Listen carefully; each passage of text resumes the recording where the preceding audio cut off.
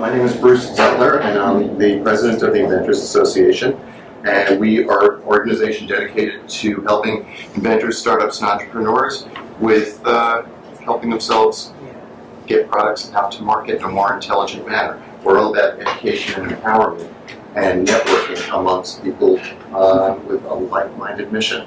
So we have a monthly meeting like this every month where we have a speaker or speakers. Wait, you got something? Sorry. Okay. With a topic of interest.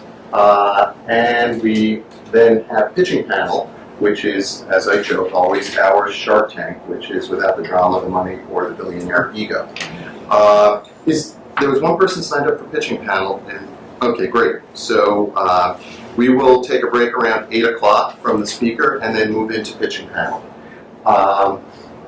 Let's see, what else? We have a couple of professional members that help support the organization, including our host here at Troutman Sander, Louis Del Judas. I'd like Louis to say hello. Hi everybody, how are you? Partner here at Troutman Sanders. I'm a patent attorney, IP attorney, have been for 15 plus years. I won't go any farther than that, but you can tell from the hair, the lack thereof. It's always good to have everybody here. We're happy to sponsor the meetings. I'm happy to answer any questions. Stop by. If I'm not the right size attorney for you, I know I'm a partner in a 600-person law firm. We can find someone who's the right size and get you in the right direction. So, Louis is a great supporter and his law firm is, and I urge you to turn to him if you do have questions about things of that nature. Also, Justin Esker, and he is a gentleman of 3 companies, which... the new brand. Hi, I'm Justin Esker. I'm an Apple consultant by day. I'm a software developer by night. And I'm helping people come up with software solutions in an entrepreneurial way. So if you have any questions about making apps, software, anything like that, I can totally help you out and get you launched. That's it. Thank you, Justin.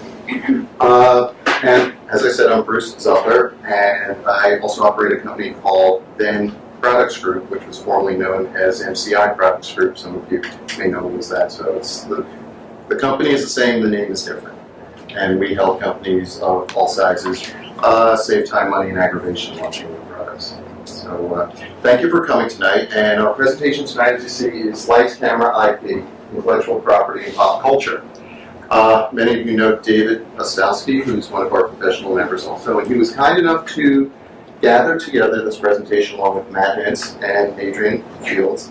And it really doesn't take any introduction other than to say I'm excited because I get questions all the time about patents, and people say, I saw this on TV, and I saw it in the movies, is that real, is that not? And when David mentioned that he was doing this presentation with Matt and Adrian, I said, this is perfect. It would be a really important message to bring to the IAM. So with that, I introduce you to Matt Hintz. Oh, not David. Knew you were going to try to make an entrance. Well, good to see you. Well, our third speaker just arrived. Right. So I'm just going to do a brief introduction and just to follow up. A lot of times intellectual property is depicted in a lot of television storylines, and sometimes they get something right, and sometimes they get something relatively and very, very wrong. So we've picked a few examples for the copyright side and on the trademark side, on the patent side, to show what they might have gotten right and what they might have gotten wrong, and give a sort of a brief background on the intellectual property issues that are being presented in that. As we just move ahead, we're going to be showing some clips from the show Dead Diva, The Good Wife, Silicon Valley, and Orphan Black, and perhaps a few others. We do encourage questions and comments, so feel free to raise your hand if anything comes to you while we are speaking. We're glad to answer those. And of course, if you haven't seen any of the shows, there will be spoiler warnings, so you might get spoiled if you haven't watched any of the shows. But that's just the price of learning, I guess. So if we can move ahead, Adrian is going to start, and then you can click the button to let you know. This is Janice, our clicker. Also a law clerk by day. So first I want to thank the Inventors Association for having us today. It's a pleasure and an honor to speak here. So just to get a feel for the room, how many of you are inventors?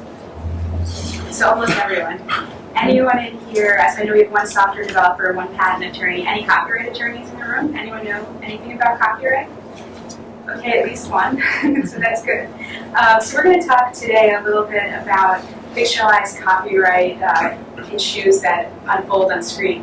First, I'll tell you a little bit about myself. I have a background in art history. I studied sculpture at Brandeis University. I went on to get a master's at Christie's in connoisseurship in art market studies, a mouthful. My focus was sculptural works and also modern and contemporary art. So the artists who I primarily studied are artists that fall into the group that we would associate with pop art and pop artists. And so the pop culture we'll be discussing today, a lot of it relates to the types of things that I think about when I think about pop culture. This being the avant-garde creation, the sort of overlap of mass media production and images of ordinary consumer products, all blurred and mixed, and the boundaries are really blurred between high art and mass culture, and also how uses are remixed on screen. So I work with a lot of very well-known artists in the States in my daily practice at Artists' Right Society. Some are the Picassos and the Chagalls and the Matisses of the world, but I also work with many artists who you've absolutely never heard of. And those are the artists who are the artists of today, the ones who learn about intellectual property through reading on the internet or reading a newspaper or on television, or some who've also learned the hard way. Intellectual property, as you've heard, has become such a popular subject that it now takes center stage on television and in other pop culture mediums. So let's take a look at some fictionalized copyright disputes, and I'll also have a chance to show you how works of art are reproduced in conjunction with television, film, products, and advertising today. So the first clip we're going to be talking about is from a show called Dead Diva.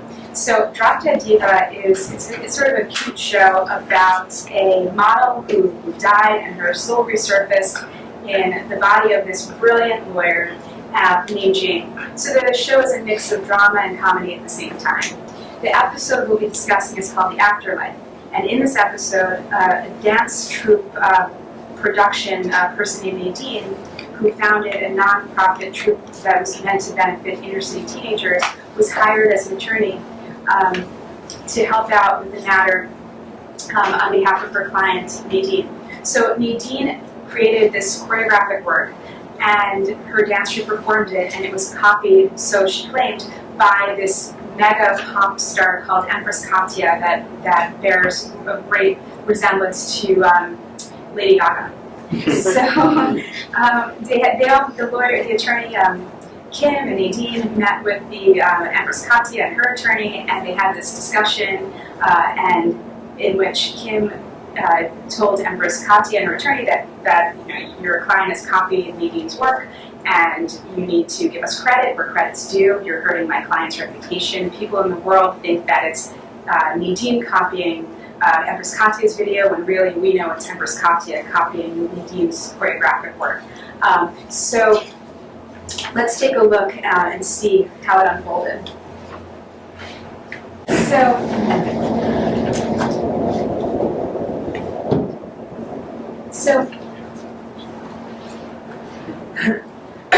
So as you've seen on this episode of Dead Diva, this was a pretty simple copyright dispute that took a very interesting turn.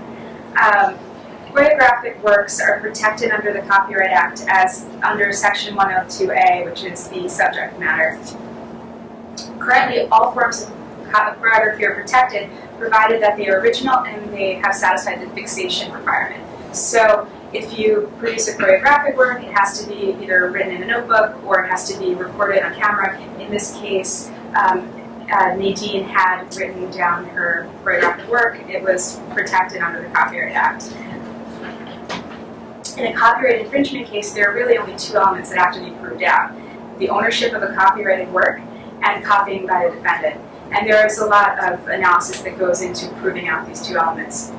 But simply, this case involved a copyrighted work, a copyrighted dance, a choreographic work, which was created and fixed, and Kim thought that she would have to go to court and prove out that Nadine's work was copied by Empress Katya. She came in and said to the judge, here's the notebook, this is the work, and now I'll show you the two dances, and you'll see how they're so similar that they have to be a result of Empress Katya copying from Nadine's prior dance. However, the case took a twist when Empress Katya's attorney presented a copyright registration that predated Nadine's dance, and everything sort of turned upside down until the end when the attorneys for Nadine the dance troupe found that the Empress Katya had attended an earlier preview and that copying had in fact took place. And it happened in sort of a funny manner, and it made for very good TV, but also pretty good copyright law. They got it right. So next we can switch over to The Good Wife. Excuse me, quick question. If they weren't able to prove she was present, then would the countersuit have held up? Or, does Empress Katya still, I keep calling her that, that whoever she is, would she retain the earlier right? Again, it's fiction. They would have had to prove out that the copying had to have taken place, that the dances were so similar that it was inevitable.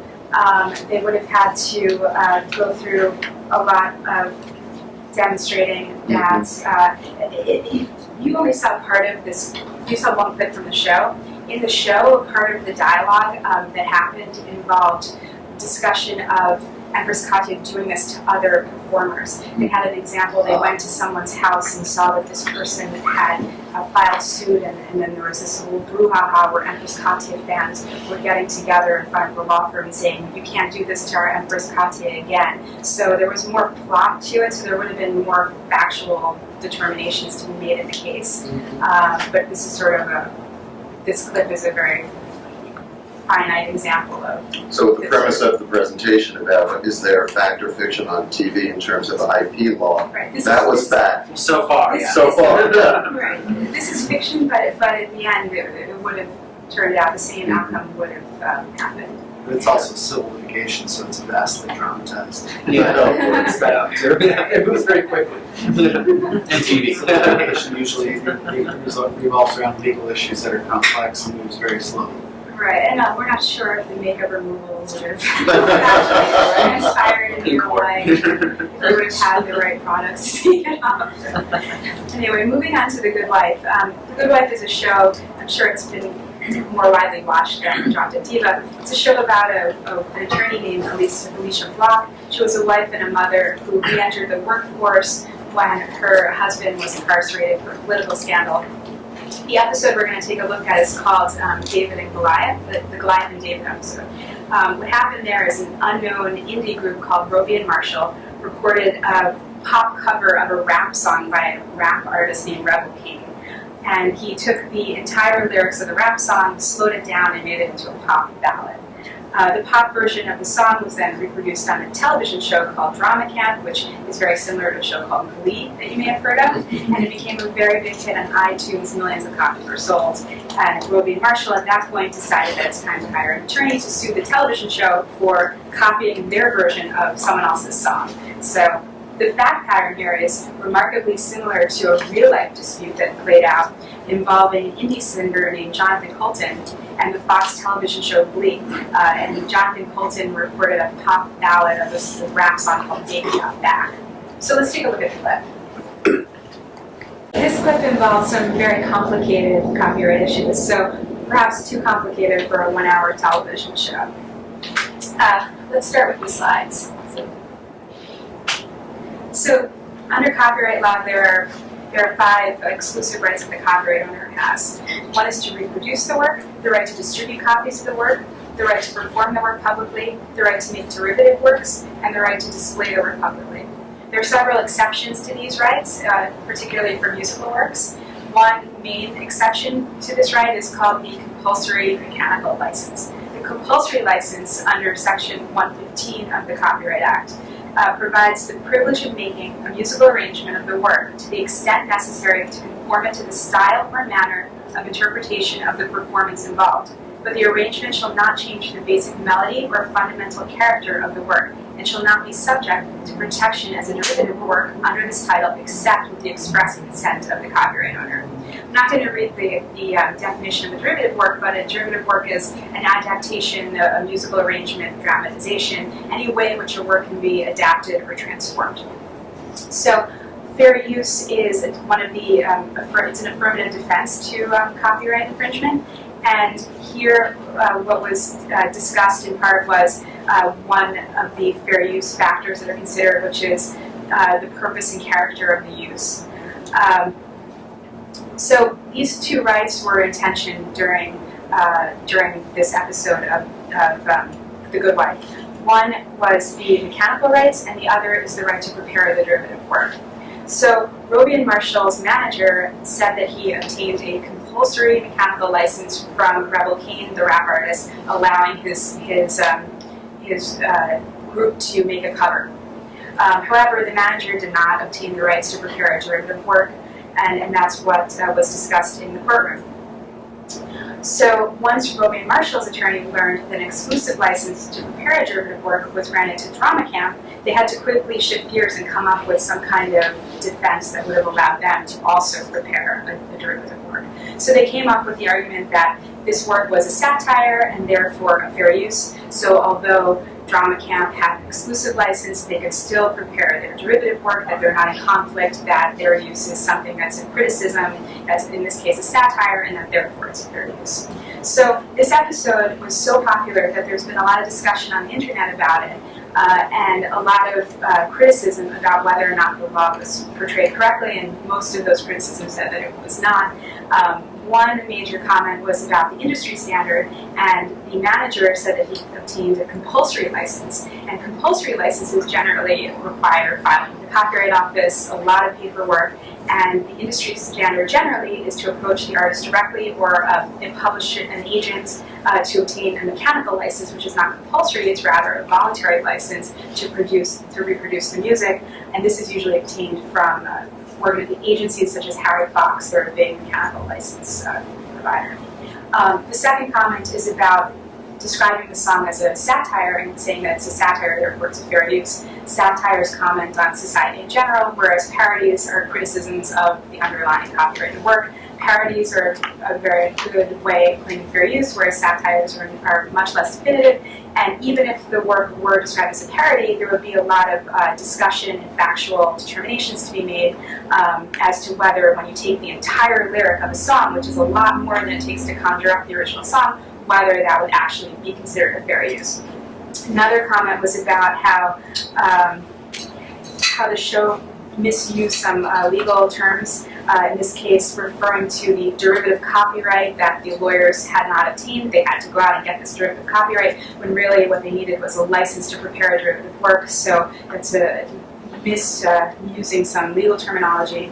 But at the end of the day, in this episode, the good guy won, right? The indie group whose work was copied won the case, and that was based on a recording, a copying of the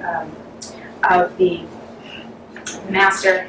Yes. So just in case some of you may have not followed the bouncing ball, because I had trouble, but they were the two guys, right? They were claiming that the other one copied their song and melody. It had nothing to do with copying, because his video was entirely different. It was strictly the song and melody. Right. That those two guys adapted from a rapper's original song, but they adapted it without required licensing or other permissions. Is that the So they had the right to make a cover, but they didn't have a right to reinvent the work in the way that they had.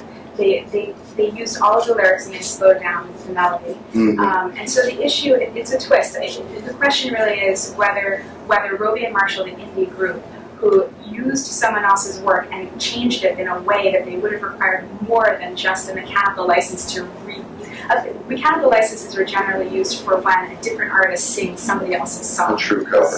Right. So they made a derivative work. Right. But they have to pay more to create derivative work? They needed a license they needed a second license. Okay. The mechanical license wasn't enough in this case. They needed a license from from the creator of the rap song to be able to change the wording, because that's one of the exclusive rights that a copyright owner has to prepare a derivative And he work. said, and I'm sorry if I'm getting into too much detail here for Ollie, there was a mandatory obligation of the original copyright owner to issue that mechanical license? So there's something called a compulsory mechanical compulsory, license. okay. So it is now. So if I want to sing Madonna, which I'm not capable of, but if I wanted to, I don't need to ask Madonna to let me sing her song and sing terribly, because chances are she would say no. Mm-hmm. But it's a song, it's in the world, and so so what we have is a system of compulsory licensing where I can file some paperwork with the Copyright Office and get this compulsory license that's required, and I pay a very small fee, and the multiples are mind-boggling. They're statutorily regulated by the Copyright Office maintains them, and so I can get this compulsory license that the copyright owner is required to give to me through this mechanism, and then I can sing the song as badly as I want to. Really? So, right. But in this case, that's not what Roby and Marshall were doing. They were taking a song, they weren't singing it as the rapper would sing it, they changed it around, slowed it down, and there have been some questions about whether or not this is really a derivative work that could fall under Section 115, since it's still the same song, it's just very much slowed down. So I have heard some criticism about that. I'm just not too familiar with which way something like that would go. It's unclear. So, but anyway, at the end of the day, this is, as you can see, this is a very complex area, one that I can't manage every day, and one which could have gone in a different manner. But here, the master recording, the recording that Roby and Marshall made in a bowling alley, was reproduced wholesale by Drama Camp, and they had these music analysis done, and they found some copying of the recording. So that's a totally separate copyright issue, and that's how this case turned on fictionalized TV. And here the good guy won, but in real life, Jonathan Colton, who had the lawsuit with Glee, he ended up dropping the suit because it became too cumbersome and too cost prohibitive. So let's switch gears. We're going to talk about some artwork and how art is used in film and television and in costume design and so on. So I think I'll do the clicking. So we'll consider this a commercial break from the television program, and I'll show you what I do primarily, although not all of these are my numbers. And we could shut the filming off for a moment. We're going to talk about a couple issues here. We have trade name availability, which is slightly different than a trademark, a handshake agreement that they ultimately go with, and then trademark infringement. Just so if anyone hasn't seen the episode, just to give you a bit more background on that, Richard, the guy who's in a red hoodie, is working on software for songwriters that will search recorded music to determine if their song's infringing another's copyright. But everyone sort of laughs at him, and they realize that this isn't really going to be a big moneymaker for him. That what he's really discovered in the course of writing a software is a data compression algorithms for the transmission of large files. That ends up being a very, very big deal, and that has attracted the interest of a lot of investors. So he receives an initial investment of $200,000 in a check that's made out to Pied Piper Inc. He goes to deposit some money in a bank account, but it's his personal bank account because he never actually set up the company Pied Piper Inc. He has a check for Pied Piper Inc., but he hasn't where to actually put his $200,000. One of his business managers, Jared, who you saw in the episode, tells him that he checked on the California Secretary of State website, and they learned that there's already a business that exists in California that's operating under the name Pied Piper. I don't know if anyone else here has set up businesses, but that is one thing that always needs to be checked is the California or the Secretary of State's website to see if there might be a similar name operating. This is slightly different than the trademark, which is offered to a consumer as a good or a service. They advise him to change the name, but Richard doesn't want it because, as you saw, he just had T-shirts made with the logo. He really likes it, and he can't return them because they were custom printed. That's also a big deal, and probably a bigger deal. He doesn't want to have to ask for a second check from his investor. He feels that the guy's going to pull all their funding at that point. So the other Pied Piper, as you maybe saw, is in irrigation systems. Richard goes over to talk to him, and the irrigation owner, Arnold, he says they don't think they're going to interfere. One's this data compression algorithm, one's the irrigation. So he agrees to give Richard the name and a handshake agreement for $1,000 change money. But Richard, then for his Pied Piper, he gets to receive a lot of press that's saying that they're going to have the best new product that's going to revolutionize the internet and the transmission of files. Arnold starts getting told by his customers that his company's name is being used all over the internet. He thinks he's duped by Richard, but he thinks that Richard pretended to be this not really that bright of a guy, or let's say not socially bright guy, but perhaps technologically smart guy, and threatens to sue him. He says, you should have given me a lot more money for this. Richard says, no, you have to uphold this handshake agreement.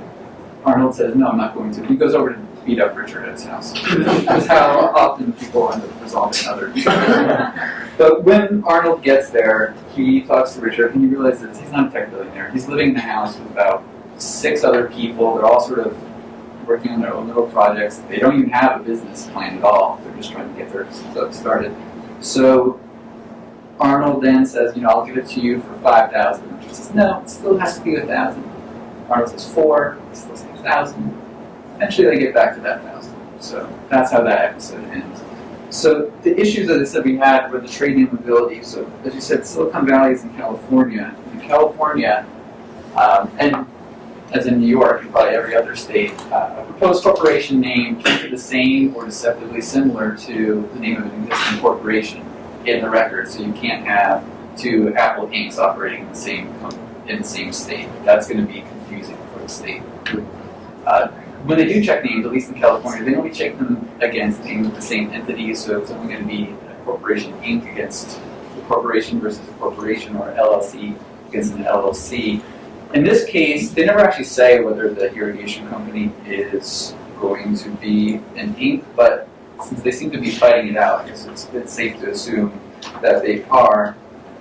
One thing that Richard could have done, if he had known, or had better planning, was you can reserve business names before you actually start your business for 60 days. This to make sure that there's not going to be anything else going around there. He could have done this in this case, since the irrigation company had been around a little bit longer than 60 days. It might not have been a help, but he obviously, as you can tell, never visited the California Secretary of State website when he was thinking about having a business name, because they warned, they said, don't order stationery, don't order signs, or in his case, don't order t-shirts. And they also don't make any financial commitments until you have the documents filed and approved by the state.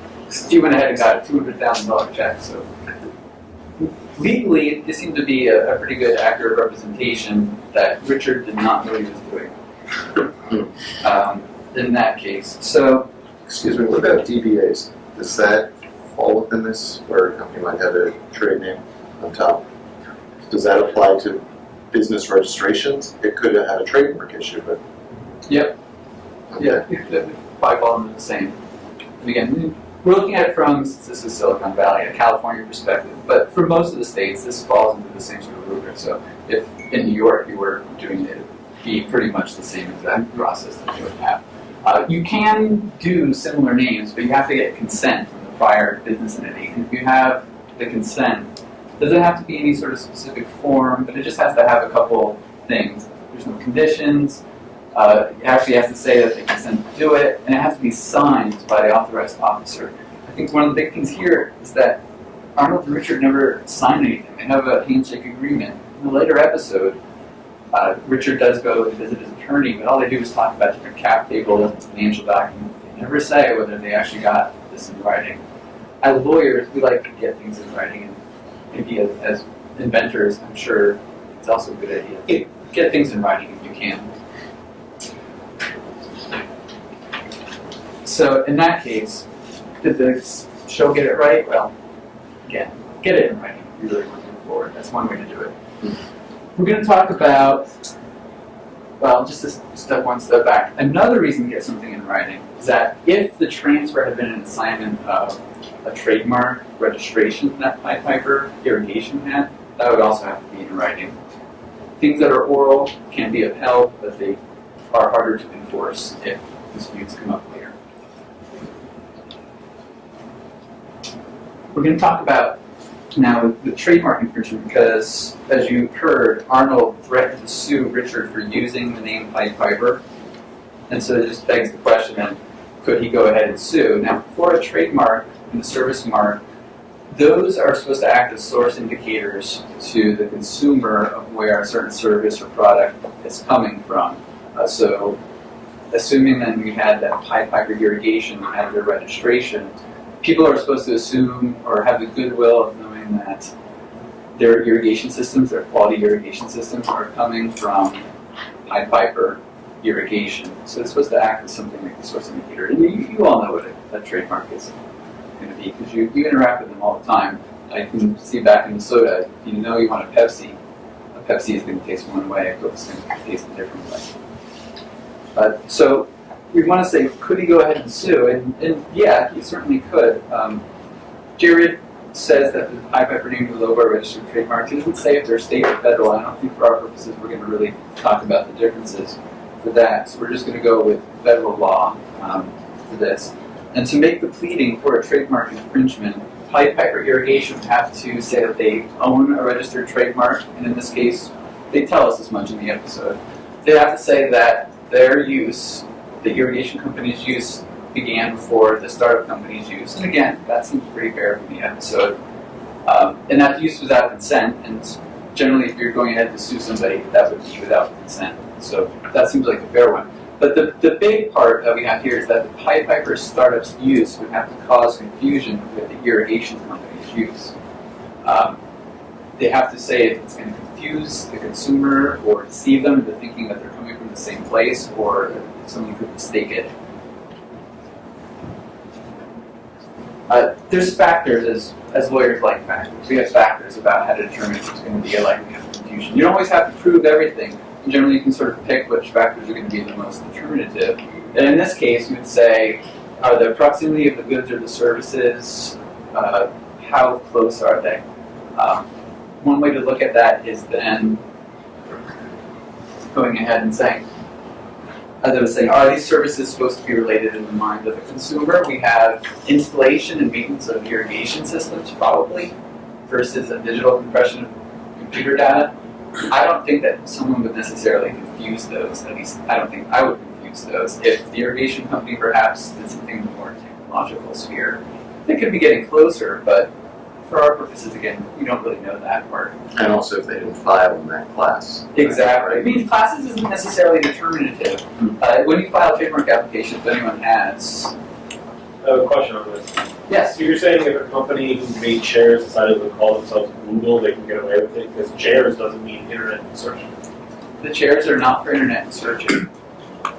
But if a mark is so famous, they might have extra rights that the consumer could be confused into how famous they are. Now in this case, I might actually think Google could be making chairs. They make lots of different products like driverless cars or working on it, and perhaps they have some sort of smart chair that would automatically, I'm not quite sure what the chair would be. I kind of see where you're going with that one. Yeah. I could almost see that Google might have some sort of chair product, or they bought Nest recently, so maybe they're moving into a homeware line. So even if Google didn't have a filing for furniture as a class, let's say, that somebody wants to make a Google chair, I bet they would see a letter from Google. oh, you would see a letter, but what would prevail? Again, this is what I always say. There's lots of factors. I would imagine that Google would prevail, because Google at least would have the Deeper means, yes, exactly, the deeper pockets to go against that. Now, I mean, that's the way I would go. You had mentioned that it was filed. I mean, one thing to keep in use for trademarks is that things don't necessarily have to be filed. You gain trademark rights when you begin using something in commerce. Registration gives you extra benefits. It gives you to go on the trademark register, and you get to use the little R symbol, which is obviously very important, and several other benefits. But trademark rights begin with use, so someone who doesn't register could already be having some use. Now again, in this scenario here, they said that the irrigation company had registered, but even if they hadn't, they could have still asserted their use of their mark against the startup companies. But what they were saying, like with the Google thing, though, what would the ramifications be aside from, Google's being stronger and able to saying, no, you can't use it? It seems like it would almost be a great marketing tool. I mean, because look at all the publicity you might be able to get out of it without much consequence. Well, some shrewd marketers might plan that way. But on the other hand, you could also think that they're trying to coattail on whatever fame and popularity that Google has and strengthen their mark by naming their own to Google and then jumping off. I mean, there's certainly that's certainly some way that people might have to do something. Yes. If you're trying to trademark a name and somebody has a similar name that has not been registered, and you go ahead and use that trademark, and you've used it for about a year, and somebody shows up and says, hey, I've had that prior to use. How do they resolve something like that?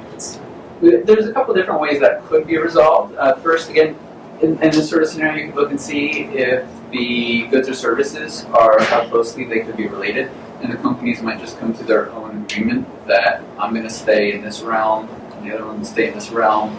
They're not going to come together at all. An example of that is with Apple Computer, or Apple Inc., and the Beatles music company, Apple.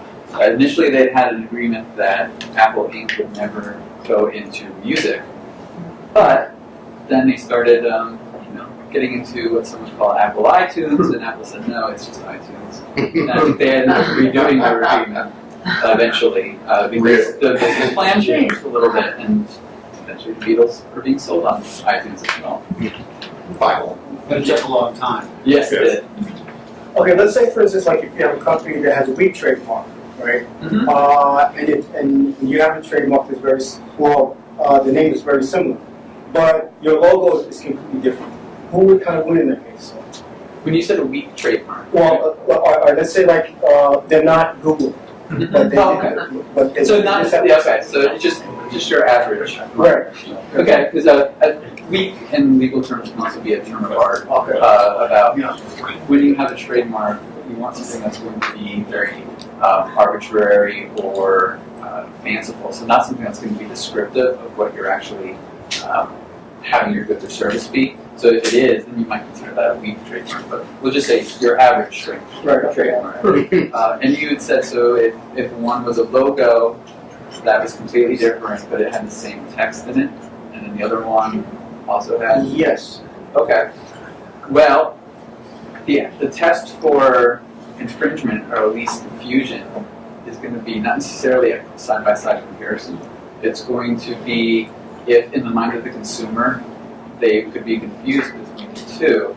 So you sort of have to take a step back and put yourself into the hypothetical mind of someone who could be confused at a different time looking at the two things.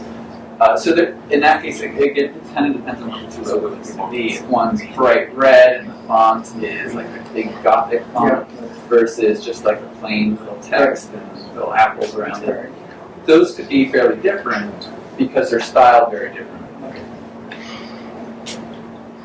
So all very fact specific, no answer. Well, I think that's what we said before. Yeah, that's the way we roll. I know I'm just looking at the time. Just as another quick example of how I said we weren't quite sure how they ended up resolving this between the two companies, between the two Pied Pipers. Actually, I'll take one step back just to finish this up. Talk about how the test is likelihood of confusion. One of the factors in a likelihood of confusion is whether there is evidence of actual confusion. So at some point, Arnold had said, all my customers are telling me that my Pied Piper name is being used all over the internet with this data compression company. That's not necessarily going to be evidence of confusion because they were just telling him that his name is being used. They didn't say they were being confused between the two businesses. So I think, in my opinion, Arnold could certainly probably sue the startup. He doesn't say he was actually going to be able to win.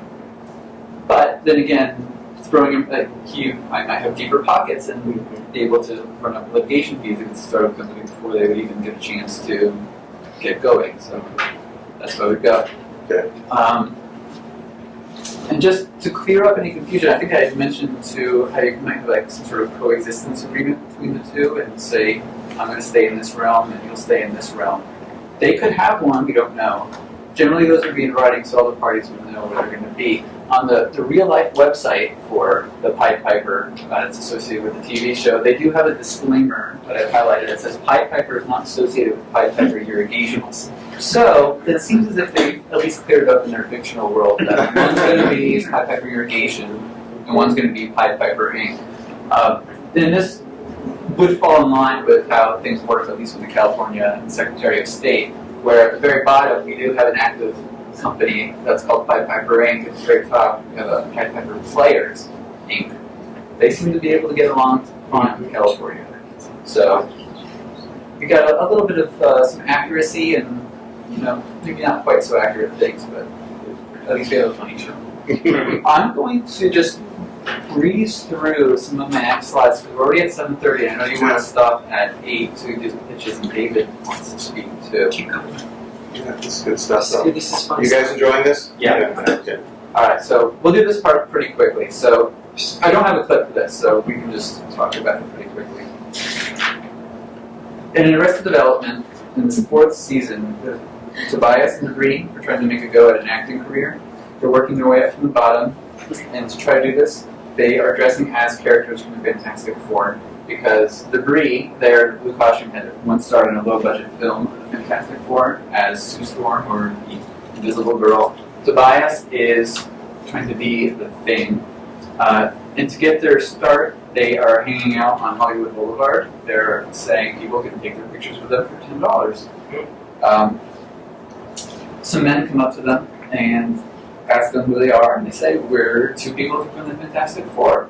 The men bring out a letter that says, this is a cease and desist letter from Stan Lee and Marvel Enterprises, and you cannot impersonate trademark characters. So they go deal with it in court, they come back out, they decide that since they can't be those characters, they're going to be, in their words, a generic, cheap knockoff of those characters. So they move to a different street, but they don't think that there's going to be any police. And the Bree becomes an ability to be an invisible person, and Tobias is now the rock monster. And this has been working them out a little bit better for them. A boy and his father walk up to get their picture taken and ask if they're the Thing, the Invisible Girl, and go, no, we're these other characters. And then the dad goes, do you want $10 or not? And they do, because they're starting actors, or trying to act. So as soon as they confirm that, then the kid arrests them, because he and his dad are both in their company. So, again, I'm going to streamline this a little bit. So the issue is then, can you be served a cease and desist letter for impersonating a trademark character? There's history for this, and again, this one takes place in LA, even though I work in New York and New Jersey. For presentation purposes, we're in California. In 2010, the LAPD began cracking down on characters who were dressing, costume characters who were dressing up. They started arresting them for saying that they were harassing people or blocking the sidewalk. The people ended up being arrested, but no charges were ever filed. They filed a suit against the city.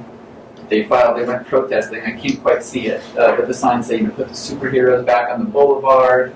That was from their protest at City Hall. They filed their lawsuit. The judge eventually granted them injunctions so that they would not be arrested, saying that the police were selectively and impermissibly targeting those characters to prevent them from performing and soliciting tips. So generally, if someone is dressed up as a character, they're on the street, you are more than welcome to give them a tip. If they start asking you for tips or harassing you in some way, that is generally called what they call aggressive panhandling, and that is when they can begin to arrest you. So, just to Look at all these people over here on no, Times this Square. is where we're going. Yeah, we're going west a couple of blocks. So, you've heard there's been a lot of arrests lately. I know Cookie Monster was arrested for shoving just a couple weeks ago. Spider-Man was arrested for punching a police officer. Now in the news, you've been hearing that there's going to be legislation that's going to be introduced to try to license these actors, performers, and make background checks mandatory on them. The mayor has come out in favor of this. As of now, the brand owners have not been enforcing any copyright or trademark issues with those actual characters. perhaps as a follow-up from what happened in LA when they began to crack down on them and said, no, you still have your First Amendment right to dress whatever you want, and people are allowed to give you tips if they want to. I think I heard on the news today that police just today or over the weekend started going to Times Square and handing out flyers to the tourists that said, you do not have to tip these people. I wasn't able to hop over and get a quick check on that. And there actually has been a trademark suit that's been filed recently against an off-brand mascot in Chicago a couple weeks ago. They filed a trademark complaint against a guy who was dressing up as what they called Billy Cub. He would dress up pretending to be the mascot, or pretending to be the mascot for the Chicago Cubs. He would hang out outside Wrigley Field, make people give him tips if they took pictures with him. I guess what apparently really set off the Cubs is that there's a video on YouTube of him in his bear costume going into a bar, someone takes off the bear mask, and then he gets into a big fight with him. And then news articles also started saying, Chicago Cubs mascots in a bar fight. And again, I think that's where the line is. There's been no answer filed in this case yet, so we'll have to wait and see where this would go in a straight trademark line. I have to imagine that we might be having some First Amendment responses coming back in any answer, or it could just fizzle away because I don't know. I'm not sure it's a very lucrative job, but we'll skip this one. Yeah? Okay. Okay. Wait, not yet. Not yet. I want to set it up a little bit. All right. Okay. So we're gonna switch. Thanks, Matt. So we're gonna switch the patents a little bit. Anybody see the show Orphan Black? So Orphan Black is a show on BBC America. It's a really great show. It's about a woman named Sarah who has discovered that she is a clone. There are 7. She actually plays 7 characters, and she discovers that she's a clone. And in the first season, she goes to the institute that created her, called the Diet Institute, and she goes to see if she can strike a deal with them where they can leave her alone because they want to control her. They believe that they have the patent on her. They have the patent on her DNA. So this was an interesting question when it came out because it was following a very popular case called Myriad Genetics. And we're actually going to talk about the case a little bit. But basically, in this scene, it's the actual season finale of the first season. It's actually now in the second season. One of her clones is studying whether, kind of where she comes from, and she discovers that she is a clone and that possibly her genes are protected by patents. So she goes to stop Sarah, the main character, from making this deal with the Diet Institute because the Diet Institute, possibly wants to keep her for research, right? So she's going into Diet Institute, going into the place that presumably owns her, that owns her DNA. So one of the clones is going to be warning her. So this is the kind of the scene that sets it up, and then we'll talk about it after that.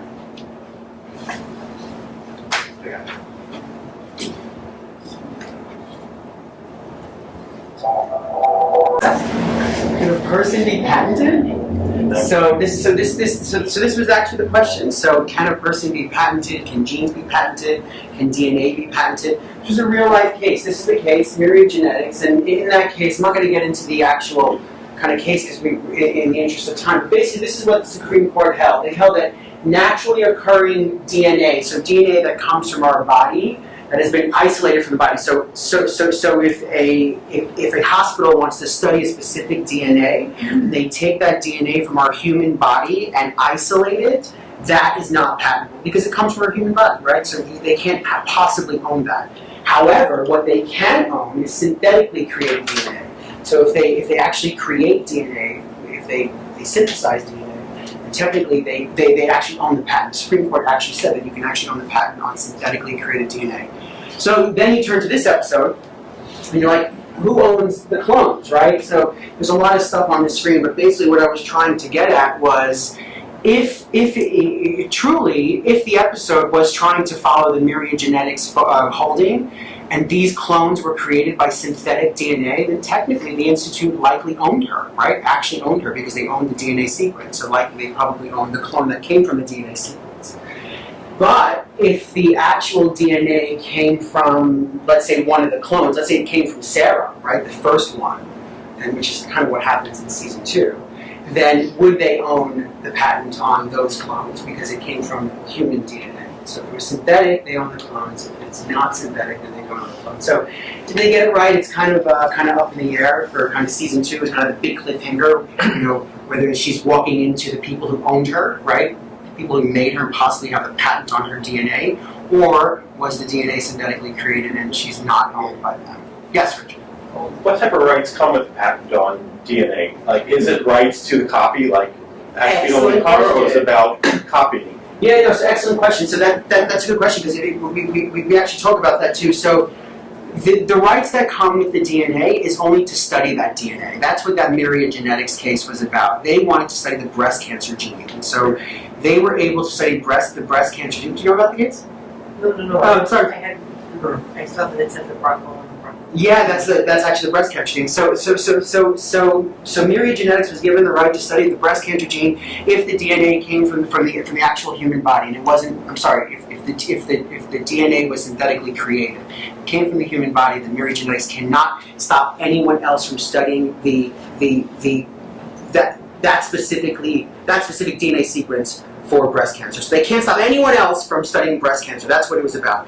So you don't. So you may get the patent on synthetically created DNA, but it doesn't change the fact that you can't, one, possibly kidnap a person, right, and possibly test them in cloning, which is what was about to happen if she actually opened up the elevator. And then two, it doesn't stop a real life hospital from actually studying breast cancer with other genes. So you can't exclusively bar someone from doing research on a particular gene if it was from the human body. If it's synthetically created, that's where we are now. And so it remains to be seen. Actually, Myriad Genetics, now that they got the actual patent on that synthetic gene, they can stop other hospitals from using that synthetic DNA to study breast cancer. But they can't stop other hospitals from doing breast cancer studies with other methods. So that's not one of the exclusive rights they'll get from the patent. I hope that answers your question. Yes. Are synthetic DNAs the same as reorganizing the structure of the DNA? Probably not. I mean, I doubt it. I mean, possibly. Well, actually, maybe. I guess it's possible, John. I guess it's possible if they took the DNA out of the body and then somewhat restructured it. I guess there's a case to be made that was somehow. Sounds like the rap music being recreated. Yeah. And actually, that's interesting you say that because. Derivative work. Yeah, continue, John. Well, I seen a show where it was Living Forever, and they had these kids. I'm not sure where they were from, but they could take the DNA, and they showed they had this thing where they could show all the things, and they could change one of the molecules of one of the numbers. What show is that? Oh, Sputnik or whatever. The guy who ate all those McDonald's things. Inside Man. And I'm serious. Right. Did you see it? I mean, so they did it, and they asked the kid, like, would you change your DNA? And he said, no, but I would change my sperm's DNA. Right. You know, to take out anything that would make him, where the kid would get cancer or brain. Yeah. So that's why I asked the question I did. So I didn't know. I don't know, maybe that will be on the Supreme Court docket next year, whether you could own your sperm DNA. You never know. There's a lot of issues. There's a lot of other issues in this episode that come up.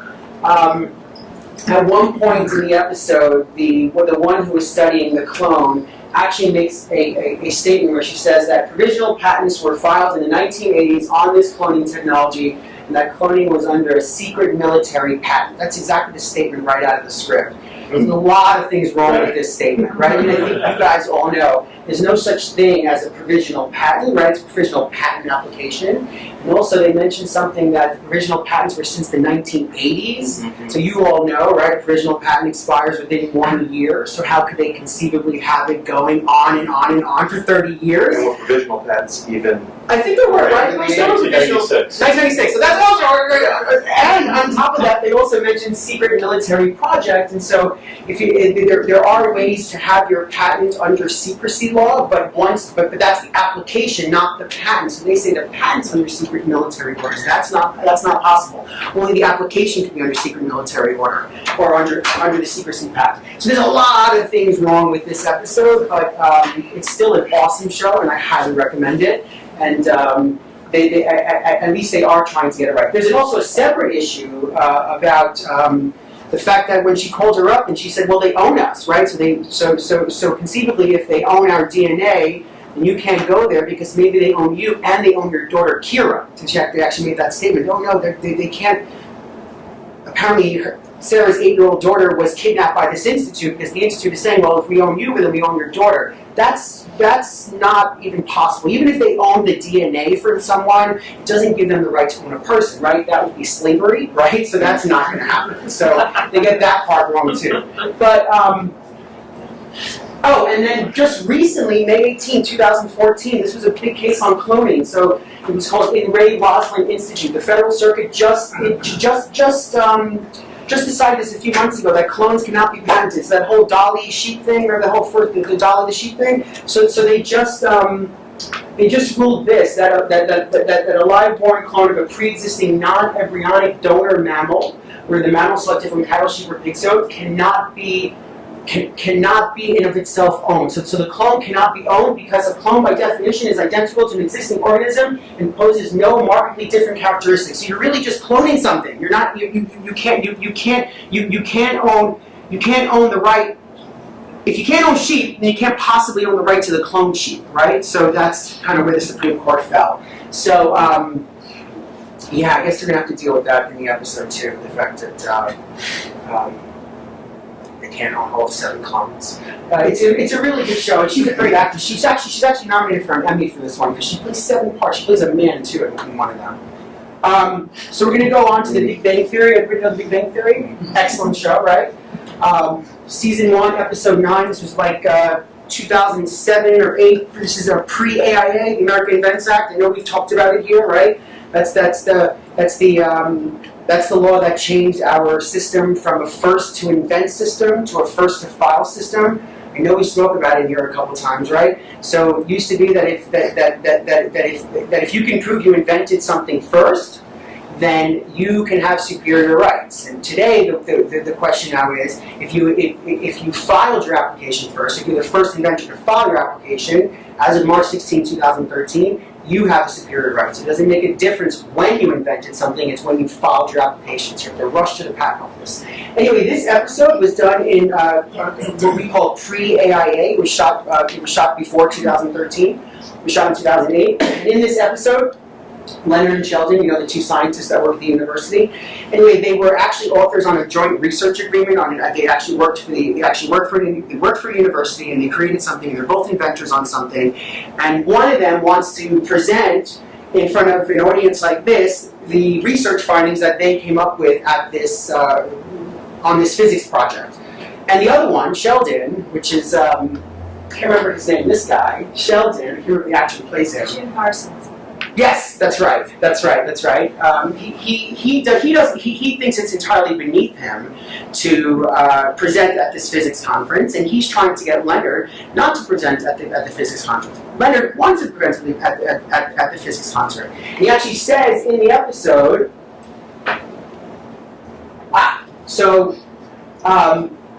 actually, this is actually the synopsis of the episode. So I'm just going to read it because I just want to remember myself. So the letter's an invitation for him and Sheldon to speak at the physics upcoming conference. Sheldon throws out the letter because he doesn't want to do it. He thinks it's beneath him.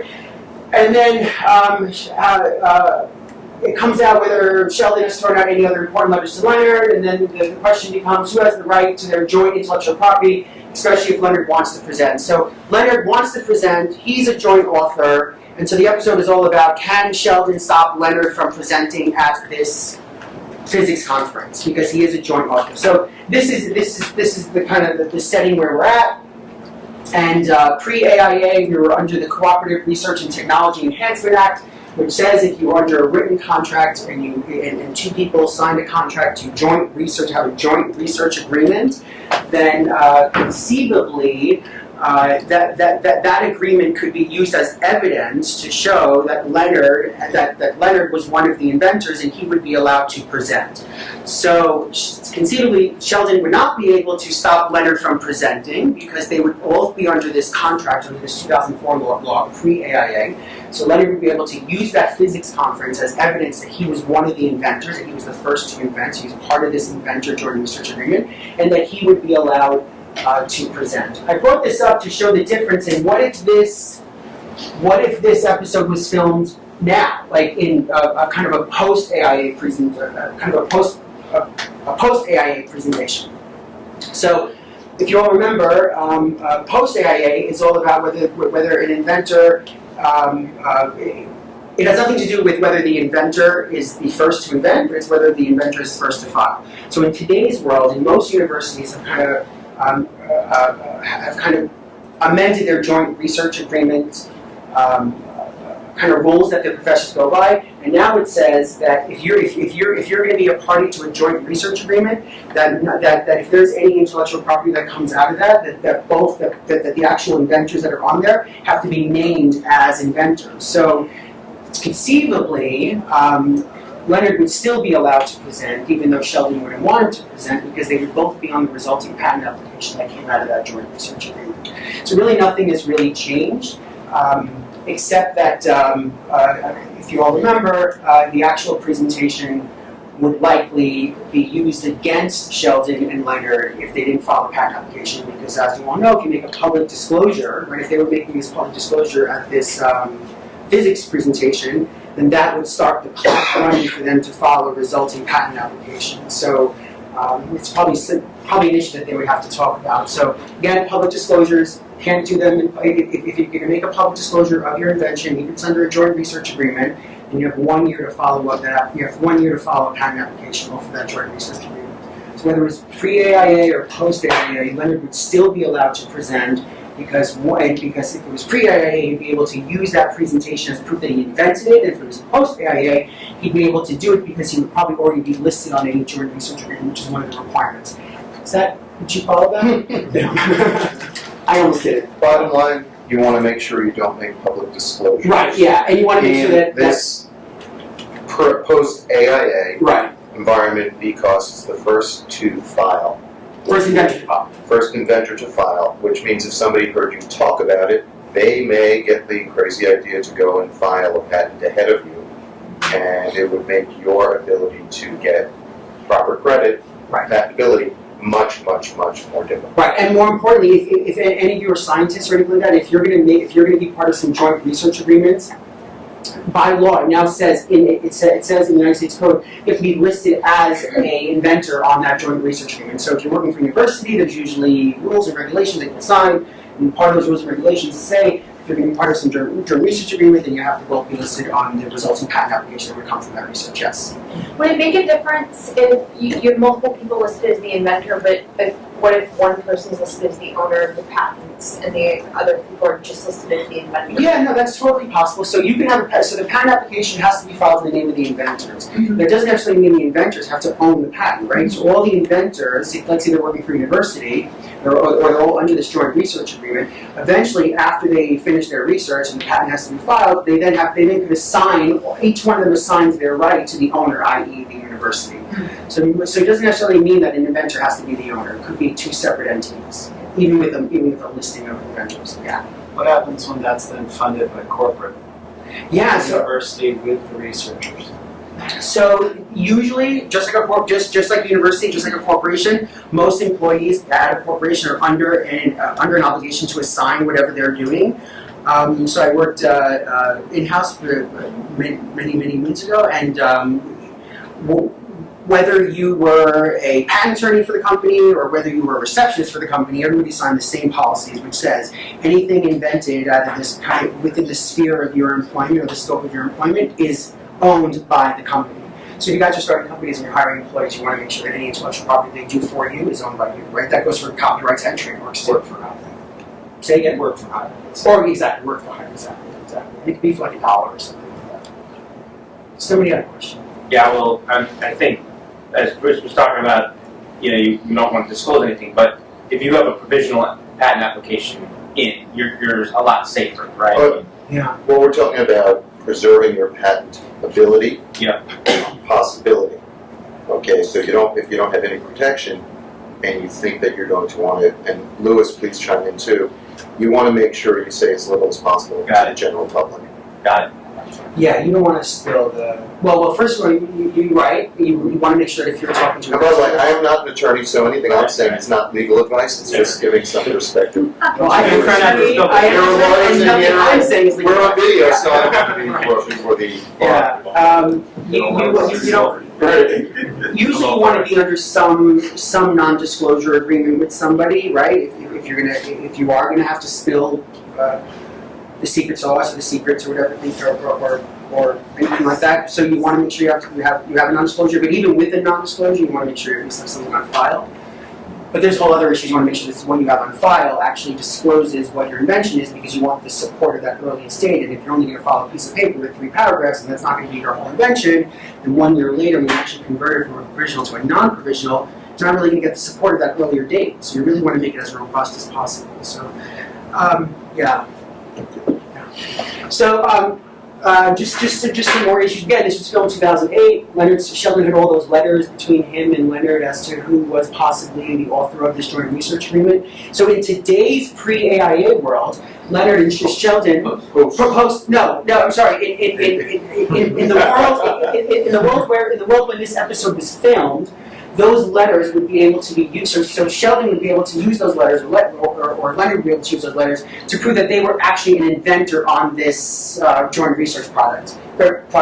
Today, no. Today, it doesn't matter what evidence you have of invention. It's whether you filed the application or not. So these people always ask, lab notebooks and all that kind of stuff, does that matter? It matters, because if you're going to make public presentations, you want to make sure that the people in the room are not going to possibly steal your invention, so you want to keep good notes and stuff like that. But ultimately, doesn't really matter anymore. It's really whether you're the first to file, not the first to invent. Sorry. We have another clip. No, not the last one. Anybody seen the movie Flash of Genius? Nobody's seen the movie Flash. Can you please tell what the movie Flash of Genius was about? It's about the guy who invented the intimate windshield wiper. Right. Said just like go like back and forth, and just like have like a pause.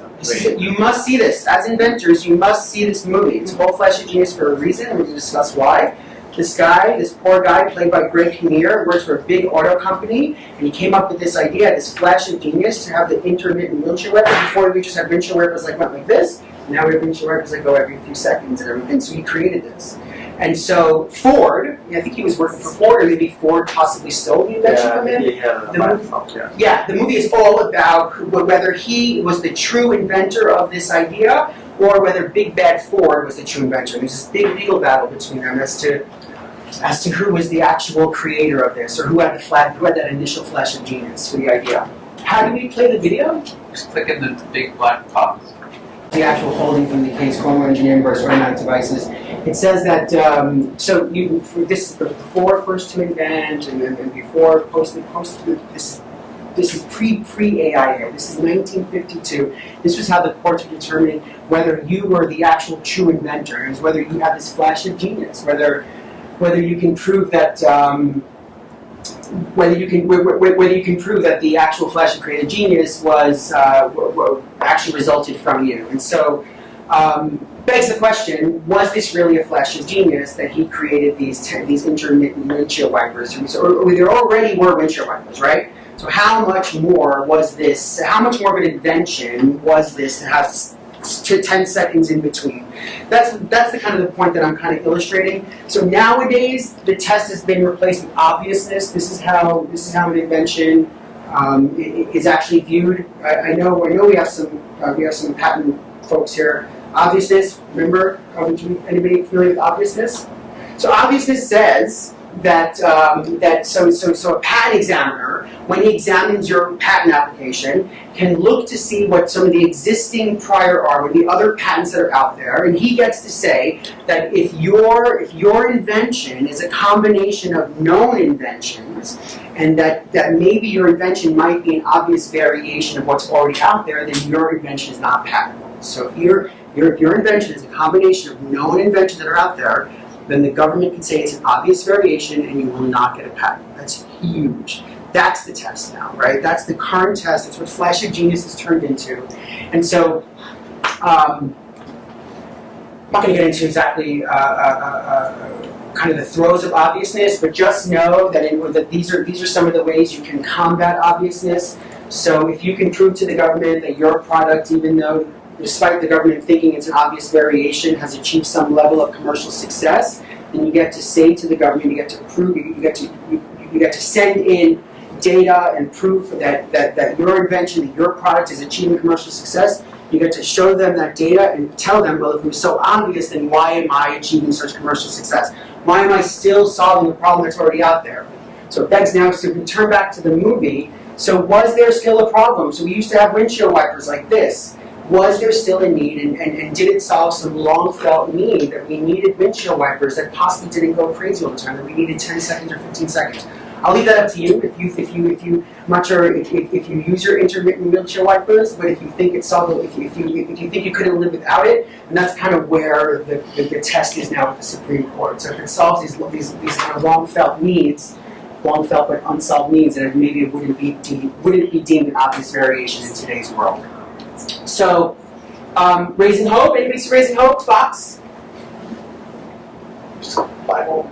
Okay, we're going to show one more clip. Anyone see Raising Hope? Yes. This is such a funny show. It's not on anymore. So this guy is raising Hope, and Hope is the baby of the mother of Hope is this serial killer woman, and she's in jail, and Martha Plimpton's his mother, and this is the son, and he's the mother, and Cloris Leachman plays the grandmother, Mama. Anyway, there's a great episode in season 2, episode 8, called, actually, I'm not sure Grover. And so in the episode, Andrew Dice Clay comes to this fictional town, and he has this invention contest. And this is also pre-AIA. And he comes to the town, and the whole town goes crazy, like Mama, and all the characters go crazy. They're trying to create the next best invention. It's actually really funny.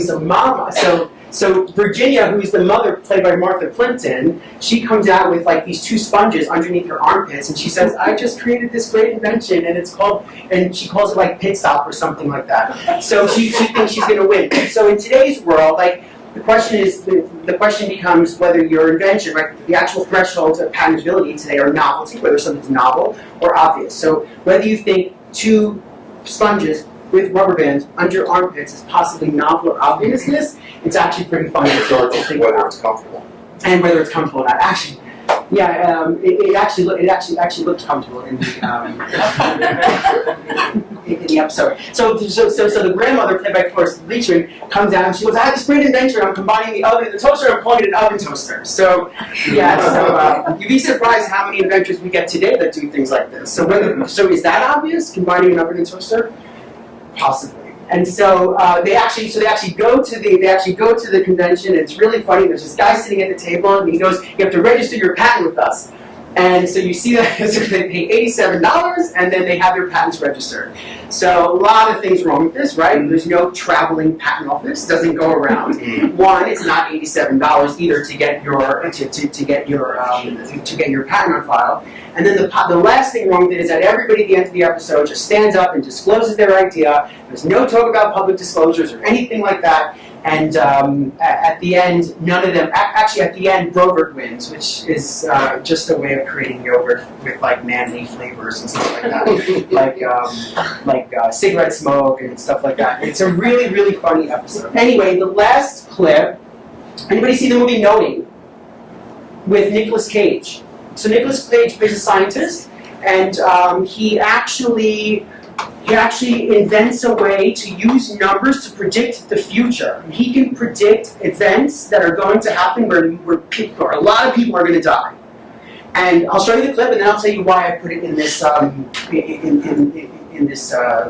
this presentation. So Max specifically took off the part where the subway crashes now, and 81 people died. So that's what happens in the clip later. But the reason why I put this here is because a company by the name of Global Findability actually has a patent called Integrated Information Processing System for Geospatial Media. And the patent actually covers a method of representing geophysical locations by encoding coordinates and in so-called all natural numbers. And they actually brought a suit against the producers of Knowing, claiming that the subject matter in that film, the way that Nicolas Cage was using numbers to predict the future, was an infringement of this patent. This was actually going to go to litigation.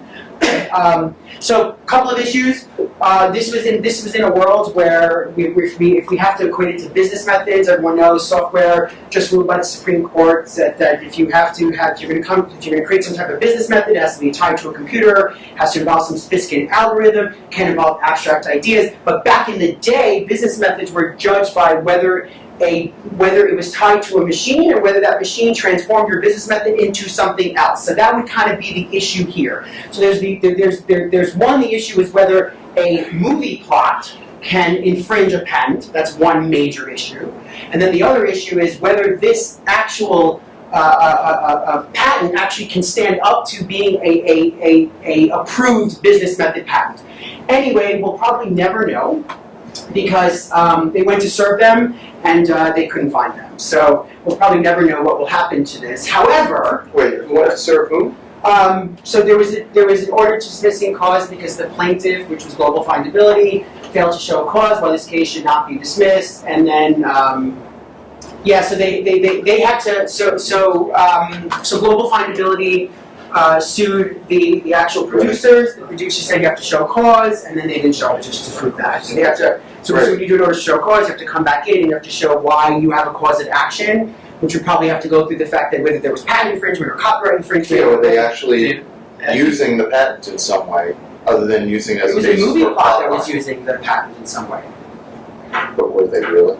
We don't know because we'll never know. I think the plaintiff just never bothered serving the complaint. That too. No, I don't know about that. I was trying to look for that, but I don't know. So it's something to do with the fact that they were unable to generate sufficient evidence as to why there was a cause of action. So that's yeah. We don't want to get into it. Wait, I want to leave this. There's a really cool example here. If you guys want to hear about it, about a guy named Andrew Knight who is trying to patent, it's called the process for relaying a story having a unique plot. This is a guy right now who's under appeal with the patent office. She's trying to actually patent a kind of plot line to a movie. This is totally separate from this whole Knowing Andrew Knight, the whole Knowing example. This is a guy who thinks that Hollywood is failing and they don't come up with original ideas, and so he came up with this plot line about this guy. He falls asleep and he wakes up and the whole world is full of zombies, and he's trying to piece together his life after 30 years. So this is currently right now in front of the Patent Trials and Appeals Board. So whether he actually wins the right to say that he can patent a plot line to a movie still remains to be seen. Right? He has to satisfy novelty, he has to satisfy obviousness, he has to satisfy the whole business method thing. So this can actually play out soon. He has a 168-page brief as to why he thinks he deserves a patent on this plot line. It's fascinating stuff. And on top of that, there's this separate issue that if you actually read some of his plot lines, it's very familiar to this movie Memento, which actually came out around the same time. So whether he gets the patent or not, there's still this other issue, whether he ripped that idea, that the whole idea that he's trying to patent, whether he ripped it off the producers of Memento, because Memento is also about a guy who wakes up 30 years and tries to piece together his life. So that, hopefully... So David, yeah. I don't mean to... No, there's just one more video. David. No, it's really just to leave you with, you have it? I don't have it. You don't have the seriously? It's long. Skip it. No, it's not. It's long. We have. Listen. This is. I'm not. This is the last thing. I leave you with the lesson, because you're all inventors, right? That patents is so important, right? Calm down. It's so important. And this is a commercial that came out a little bit after the Apple v. Samsung case. The whole thing with Apple and Samsung and the design patents, stuff like that.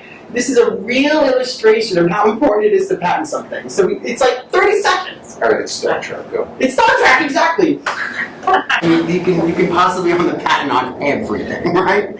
So in space, right? Thank you very much. Thank you. It was very entertaining, and I think we learned a lot in a way that we wouldn't ordinarily learn. So we're going to take a quick break for about 5 minutes to 10 maximum, network amongst each other. Grab a bio break and come on back. We're going to have Mike do his pitch.